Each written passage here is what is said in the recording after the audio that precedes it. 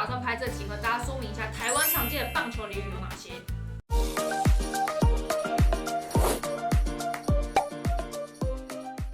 大家好，我是 IT。近年来，其实我们也都知道，台湾的棒球在国际赛都有还不错的表现，再加上啦啦队所带起的一股棒球旋风。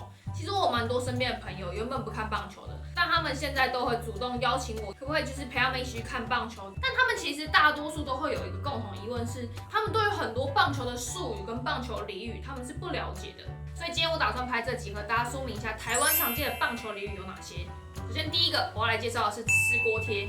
其实我们很常在一些比赛或是在一些国际赛事上听到主播会说，哎，这次又吃锅贴了。来问问大家，你昨天晚上吃锅贴了吗？昨天晚上在大巨蛋举行的亚锦赛冠军战那心里头一定会有一个疑问说，吃锅贴到底跟打球有什么样的关系？是在场边吃锅贴吗？是指吃瓜的意思吗？还是什么意思？我这边就来和大家解释一下吃锅贴这个意思。其实台湾常常在比赛落败的时候，主播就会说吃锅贴。那这吃锅贴意思指的是虽败犹荣。虽败犹荣的读音又很像台湾一间知名的锅贴店叫四海游龙，他们读音是很相似的。所以我们通常都会用虽败犹荣或者吃锅贴来形容我们可能在这场比赛很可惜的输掉。但其实发展到后来，大家对于吃锅贴这个词是贬义的。可能别的国家在比赛中输掉，他们是会去检讨说他们自己到底是哪里做不好。可是像我们台湾，每次只要在国际赛事上输掉，都会说，哎呀，没关系啦，虽败犹荣，可以再更好啦，没事啦。后来这个词会衍生为有点贬义的原因，就是因为我们太常去和大家说虽败犹荣这件事情了。因为输就是输，赢就是赢，那输就是检讨自己的问题所在，在下一次真的要好好努力就好，而不是台湾可能很常会说吃锅贴，很常会说虽败犹荣。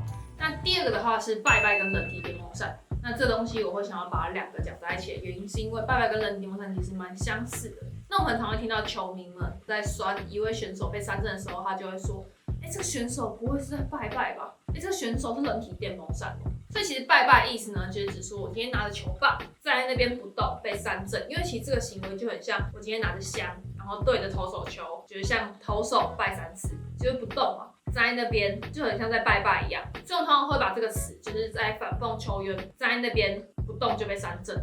那人体电风扇的部分呢，是指说今天球员拿着球棒挥空了3次，噔噔噔，因为挥棒本来就会造成一阵风。然后又没有挥到球，所以我们就会形容这个行为很像人体电风扇。但人体电风扇这个词又很常被拿来形容在大炮型选手，像那种全垒打王或是 power 比较好的选手，都有拿来会被骂说是人体电风扇。因为虽然说他们的长打率高，但其实挥空率相较之下也会比较高，因为他们会希望能够确实的击到球点，然后把球送出去。那所以他们很常挥空，挥空的时候那个行为就很像人体电风扇。那除了人体电风扇以外，如果你今天站在那边挥空3次，我们也会用早安、午安、晚安来形容你被3球挥空3振。所以其实不管是拜拜还是人体电风扇，它都是拿来反讽就是球员被3振，只是拜拜是站着不动被3振，人体电风扇是挥空3次然后被3振。第三个我们要来介绍变了心的女朋友，就我们很常会听到主播在有球员打全垒打的时候，我们会说，哇，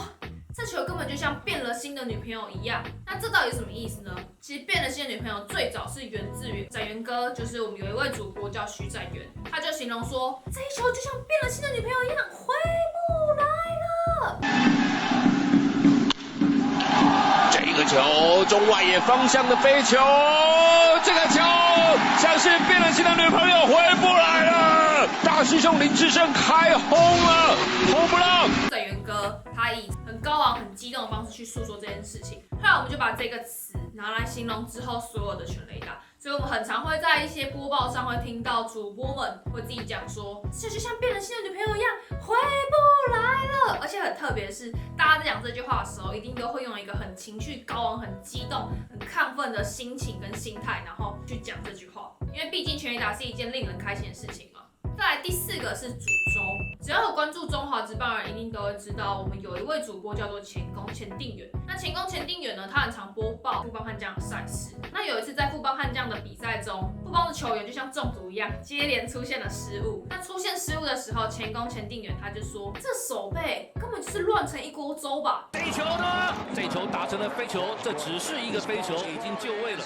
哎呀，不可能！这个吊球要得分了，真是不可思议啊！这个球没有确实的接捕，在场上这一阵子的防守真的是乱成一锅粥啊！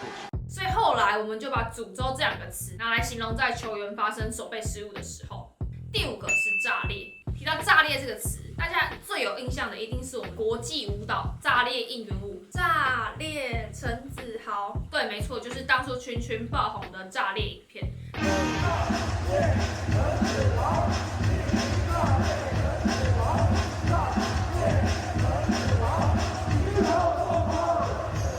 也是因为这支影片，所以炸裂变成我们台湾的国民舞蹈。那除了刚刚提到的群群，就是这支应援舞爆红以外，原本炸裂这一首是一位很有名的球员，叫做陈子豪，他的应援曲。那因为陈子豪他其实也算是大炮型的选手，他很常打出一些长打跟全垒打。那每次在陈子豪上场的时候，我们都会用这首炸裂应援曲，然后为他应援，希望他可以打出很多支的全垒打。所以我们后来其实也把炸裂这个词当做全垒打的一个代称。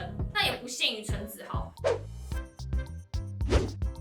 所以括号来都用来形容说，就是教练可能要么毫无用处啊，就是台南 Josh， 挑衅意味就是玻璃卡搞你来啊。